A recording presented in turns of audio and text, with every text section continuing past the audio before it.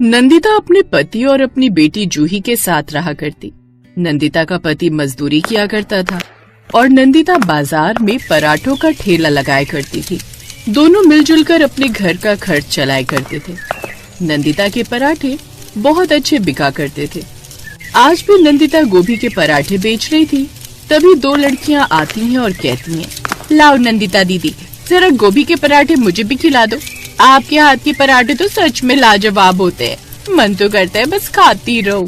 तुम बिल्कुल सही कह रही हो, दीदी के पराठे में जादू है जादू। एक बार कोई खा ले तो दोबारा खाए बिना रह नहीं पाएगा। नंदिता दीदी अब जल्दी से पराठे लगा दो, क्योंकि अब आपके पराठे की खुशबू सूंघकर हमसे रहा नहीं जा रहा। हाँ बहन, अब भी लगा देती हूँ। नंदिता दोनों लड़कियों के लिए गोभी के पराठे लगाती है। दोनों लड़कियां खाती हैं और नंदिता की बहुत तारीफ करती हैं। तब दूसरी लड़की कहती है, नंदिता दीदी, पराठे तो आप बहुत अच्छे बनाती हो, लेकिन अब तो बारिश का मौसम शुरू हो गया है। अब तो गोभी और बाकी सब्जियों में कीड़े आने लगेंगे, फिर भला आप कैसे पराठे बेच पाओगी? बहन जी, मैं अपने ग्राहकों को हमेशा अच्छा ही खिलाती हूँ और इसी से मेरी पहचान है। अब बारिश में जब सब्जियों में कीड़े आने लगेंगे तो फिर मैं वो सब्जियां इस्तेमाल नहीं करूँगी। बाकी देखते हैं आगे। लड़कियां पराठे खाकर चली गई।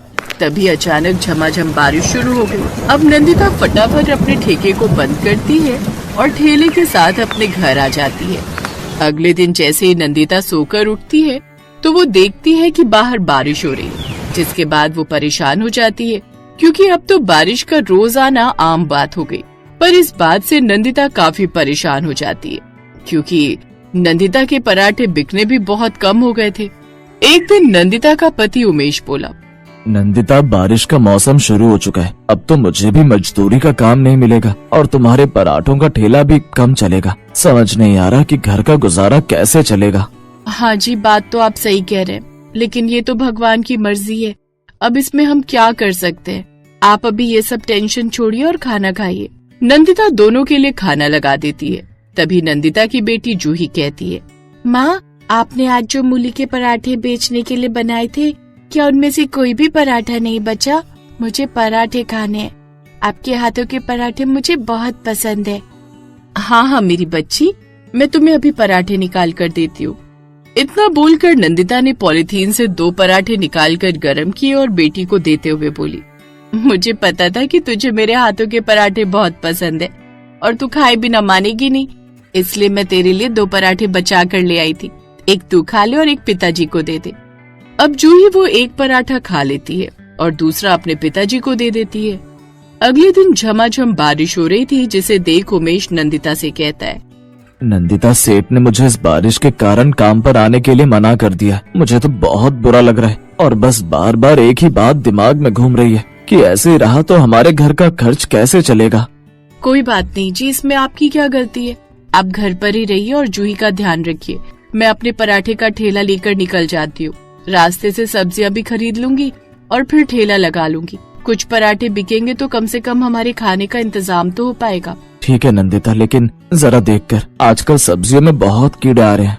अब नंदिता रेनकोट पहनती है और अपने पराठे का ठेला लेकर निकल जाती है। वो सब्जियां खरीदने मंडी जाती है तो देखती है कि सब्जी में बहुत कीड़े आ रहे थे। फिर नंदिता ने सोचा, सब्जियां तो अच्छी आ नहीं रही हैं, ऐसा करती हूँ पनीर खरीद लेती हूँ, उसी के पराठे बना लूंगी। अब नंदिता पनीर खरीदने के लिए पनीर की दुकान पर जाती है तो उसे पनीर बहुत महंगे लगते हैं। नंदिता अपने आप से कहती है, भला इतने महंगे पनीर के मैं पराठे कैसे बेच सकती हूँ? नहीं, रहने देती हूँ, आज तो चुपचाप घर ही चलती हूँ। अब नंदिता अपने घर आ जाती है। उमेश नंदिता को देखकर सब कुछ समझ जाता है। वो कहता है, नंदिता, तुम्हें सब्जियां पसंद नहीं आई ना? मैं तो पहले ही कह रहा था। हाँ जी, आप सही कह रहे थे, सभी सब्जियां खराब आ रही हैं, इसलिए आज तो मैंने ठेला ही नहीं लगाया। अब कुछ दिन बीत जाते हैं और नंदिता पराठों का ठेला नहीं लगा पाती, न ही उमेश को कोई काम मिलता है। नंदिता के यहाँ सारा राशन खत्म हो गया था और घर में खाने को कुछ भी नहीं था। ये देखकर उमेश कहता है, नंदिता, मुझे माफ कर दो, मेरी गलती है कि तुम लोगों को कमाकर खिलाना मेरी जिम्मेदारी है, लेकिन मैं ही अपनी जिम्मेदारियां पूरी नहीं कर पा रहा हूँ। ऐसी कोई बात नहीं है जी, और आप क्यों परेशान होते हैं? भगवान है ना, वो कोई न कोई रास्ता जरूर निकालेगा। थोड़ी देर बाद रात के खाने का समय हो जाता है। नंदिता घर में पड़े थोड़े से दाल चावल से खिचड़ी बनाती है और उमेश और जूही के लिए खाना निकालती है। तभी जूही कहती है, आपको पता है माँ कि जब तक मैं आपके हाथों के पराठे नहीं खा लेती मुझे कोई भी चीज अच्छी नहीं लगती। मुझे पराठा दो ना। बेटा, आज तो मैंने पराठे का ठेला ही नहीं लगाया और मैंने सब्जी भी नहीं खरीदी, तो मैं तुझे भला कैसे पराठे बना कर दूं? नहीं माँ, मेरा तो पराठे खाए बिना पेट ही नहीं भरता। आप ऐसा करो कि घर में प्याज पड़ी है, उसी में कुछ मसाले डालकर उनके पराठे बना दो। ठीक है जूही, तो मैं ऐसा ही करती हूँ। अब नंदिता प्याज के बारीक बारीक लच्छे काटती है और उसमें पिसी मिर्च, नमक और कुछ चाट मसाला, अमचूर ये सब डालकर प्याज का पराठा बना देती है और उमेश और जूही दोनों को खाने को दे देती है। जूही और रमेश ने प्याज का पराठा खाया तो उन्हें बहुत पसंद आया। जूही बोली, माँ तुमने तो ये प्याज का पराठा लाजवाब बनाया है। तुम्हारे बाकी पराठे से ज्यादा अच्छा तो ये प्याज का पराठा लग रहा है ना पिताजी? हाँ जूही, तुम बिल्कुल सही कह रही हो। प्याज का पराठा तो बहुत बढ़िया लग रहा है। नंदिता, मेरी बात मानो तो तुम पूरे साल प्याज के पराठे बेचो। प्याज सस्ती भी मिलेगी, खराब भी नहीं होगी, उसमें कीड़े भी नहीं लगेंगे और लोगों को तुम्हारे पराठे बहुत पसंद भी आएंगे। ठीक है जी, अगर आप दोनों को ऐसा लगता है कि प्याज के पराठे लोगों को पसंद आएंगे तो कल से मैं प्याज के पराठे ही बेचूंगी। अगले दिन हल्की हल्की बारिश हो रही थी। नंदिता अपना रेनकोट पहनती है और अपना ठेला लेकर निकल जाती है।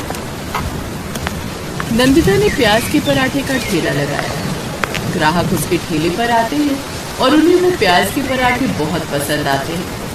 अरे वाह नंदिता दीदी, आपके प्याज के पराठे तो आपके पहले के सभी पराठों से बहुत अच्छे हैं। नंदिता उसे धन्यवाद देती है। ऐसे ही और भी ग्राहक आते हैं और नंदिता के प्याज के पराठे खाकर उसकी बहुत तारीफ करते हैं। इस तरह बारिश में नंदिता के प्याज पराठे का ठेला चल पड़ता है और नंदिता बारिश में अच्छी खासी कमाई भी कर लेती है। नंदिता के काम बढ़ने के साथ साथ उमेश भी नंदिता के काम में उसकी मदद कर दिया करता था।